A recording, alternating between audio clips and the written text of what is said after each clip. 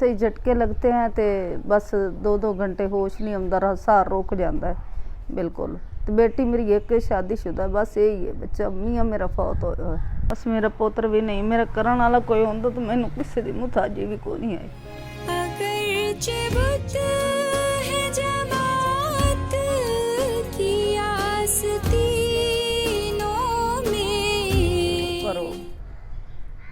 भावें वो आदि खुशी नाल जो मर्जी आ देवन, मांग तो नहीं ना सकनी।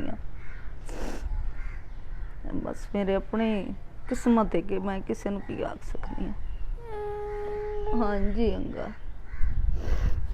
सीधा ते उस तो बाद फिर उन्हें ਇਹਨੂੰ सही कर देंगे। ठीक है। हाँ जी, उन्हें कहा भी बिल्कुल मैं इंशाल्लाह ताला ठीक कर दिया। ठीक है। तुसी जी 5-4 दिन मेरे कोल रहना। मैं अच्छा। इकट्ठी हाँ जी उत्थे उनका वो जी निक्का जी हवेली है जी, उत्थे वो काम करता है जी। हमने चाचा की बात सुन ली है, ये बात था मेरा मकसद आप तक पहुंचाना। If you want to help him, do help him. जज़ाकल्लाह। ये दौर अपने बराहीम की तलाश में